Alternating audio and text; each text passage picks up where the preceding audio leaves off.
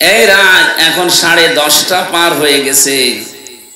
এই সময় যদি আমি হাফ প্যান্ট পরে কুষ্টিয়ায় যেতে চাই, হেঁটে পারবো না। কথা বলে না কেন?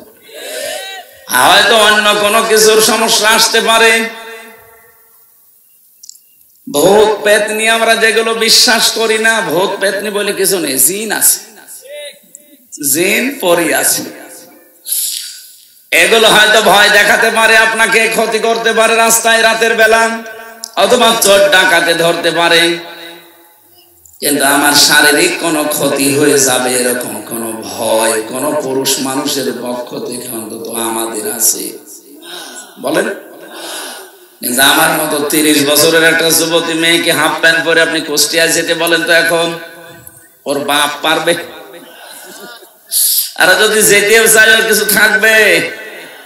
নিয়েছি সিস্টেম আপনি অপর পৃষ্ঠায় দেখুন। যখন ফিলিস্তিন আর ইসরায়েল যুদ্ধ, এ সময় কিন্তু তারা দুর্বল, ফিলিস্তিনের পক্ষ নেয়নি, নিয়েছে ইসরায়েলের পক্ষ।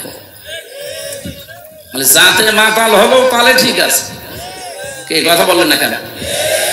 অথচ আবহমান কাল থেকে ইহুদি আর খ্রিস্টান এই দুইটা জাতি দুই মেরুতে অবস্থান করে, ওদের ছায়া পর্যন্ত মারাতে চায় না, এত রাগ এদের প্রতি। কারণ খ্রিস্টানদের যে নবী দাবি করা হয় হযরত ঈসা আলাইহিস সালাম, এই নবীকে ইহুদিরাই মেরে ফেলার জন্য সবচাইতে বেশি উদ্যোগ নিয়েছিল, এবং কি তারা প্রচারও করেছে যে আমরা মেরে ফেলেছি, যদিও মারা হয়নি। তিনি আকাশে আছে, আবার মুহাম্মদ রাসূলুল্লাহর উম্মত হয়ে আসবে ইনশাআল্লাহ।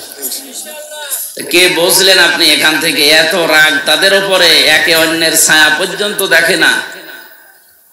ওয়ালান তারদা আনকাল ইয়াহুদ ওয়ালান নাসারা হাত্তা তাত্তাবিআ মিল্লাতাহুম। হে নবী, আপনি যতক্ষণ তাদের অনুসরণ না করবেন, তাদের ধর্ম না মানবেন, ততক্ষণ তারা আপনার উপরেও রাজি হবে না। এই জন্য তার দেওয়ার আগে আল্লাহ লান দিয়েছেন। মজারের আগে লান আসলে বাংলা অর্থ দাঁড়ায় জীবনেও হবে না। ওয়াকালাতিল ইয়াহুদু লাইসাতিন নাসারা ওয়াকালাতিল ইয়াহুদু, ইহুদিরা বলে এই পৃথিবীতে যারা খ্রিস্টান তারা কোনো ধর্মের উপরে নেই, কোনো পথেই নেই। খ্রিস্টান যারা আছে তারা একই কথা ওইভাবে রিপিট করে। ইহুদি যারা তারা কোনো ধর্মের উপরে কোনো রাস্তাই নেই। কি রাগ তাদের একে অপরের উপরে দেখেছেন? আবহমান কাল থেকে চলছে। অথচ আমরা বাস্তবে দেখতে পাই কি, এই পৃথিবীতে যখন মুসলমান টাইট করার সময় আসে, ওরা কিন্তু সব এক হয়ে যায়। আমেরিকা কোরআন শরীফ মানে না, কোরআনের নিয়ম নীতি বিশ্বাসও করে না, কিন্তু সূরা নিসার 34 নম্বর আয়াতটা দেখেন, আজ 236 বছর তারা মেনে চলছে।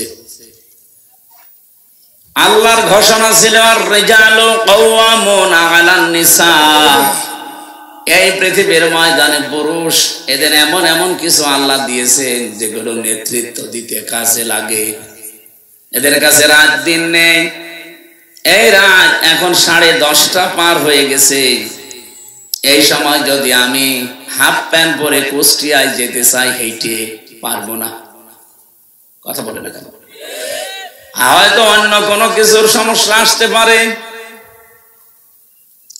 ভূত পেতনি আমরা যেগুলো বিশ্বাস করি না, ভূত পেতনি বলে কিছু নেই, জিন আছে, জিন পরি আছে।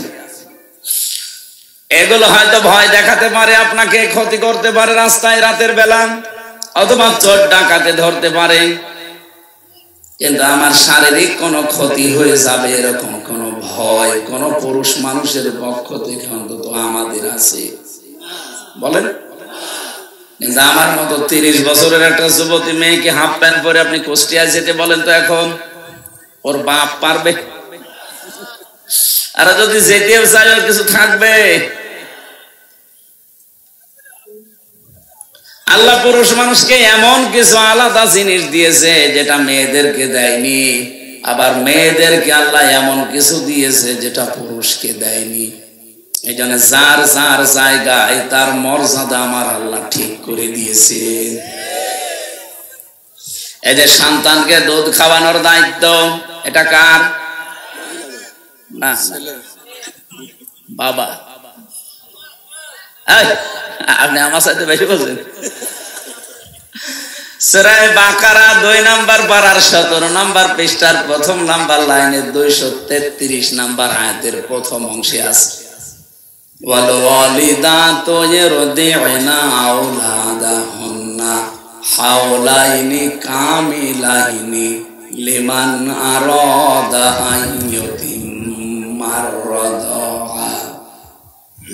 এখানে শব্দটা কিন্তু মুযাক্কার, পুরুষবাচক শব্দ। আল্লাহ পুলিঙ্গ ব্যবহার করেছেন, লিমান আরাদা আন ইউতিম্মা। এই পৃথিবীর ময়দানে 2 বছর কমপক্ষে দুধ খাওয়ানোর দায়িত্ব এটা বাবার। কার? না, আপনি আলেম, এরকম হলে তো হবে না। আপনি আলেম, হাফেজ। শুধু শব্দের দিকে খেয়াল করতে বলছে। আপনি দেখেন না পাশে আলেম বসে আছে। লিমান আরাদা আন ইউতিম্মার রাদা, এ শব্দটা মুযাক্কার, পুরুষ শব্দ। দুধ খাওয়ানোর কথা বলে আল্লাহ পুরুষের নাম দিলেন কেন? পৃথিবীতে কোন পুরুষ দুধ খাওয়াতে পারে? আল্লাহর এই আয়াতটা মিথ্যা? না, মানে আপনাকে ঠিক করে দেওয়া লাগবে বলে। এই জন্য তাফসীর মাহফিলে আসতে হয়। এখানে বহু আলেম আছে, হয়তো এভাবে ভেঙ্গে ভেঙ্গে পড়ে না, চিন্তা ভাবনা করে না আল্লাহ কেন পুরুষের নাম দিলেন, বাবার নাম দিলেন, মায়ের নাম দুধ খাওয়ানোর তালিকায় নেই। মা দায়িত্বটা পালন করে দেয় দয়া করে। কোন মা যদি বলে যে না, সন্তানের এই দুধ খাওয়ার দায়িত্ব আমি নেব না, তার কোনো গুনাহ নেই। এটা দায়িত্বই বাবার, উনি দয়া করে পালন করে দেয়, উনি শুকরিয়া জানাবেন তাকে। এমনকি কোন মা যদি এখন আওয়াজ তোলে যে এই সন্তানের দুধ আমি আর খাওয়াবো না, এটা বাবার, আমি যদি দুধ খাওয়িয়ে দেই তাহলে 5 লাখ টাকা দেওয়া লাগবে 2 বছরে, আপনাকে তাই দেওয়া লাগবে। মনে হয় এটা মাইকে বলা ঠিক হইল না? আমার ছোট মেয়ের বয়স এখন 7 মাস। ম্যাডাম যদি এখন শুনে বলে যে হুজুর আসুক, আমি ধরা খেয়ে যাব না?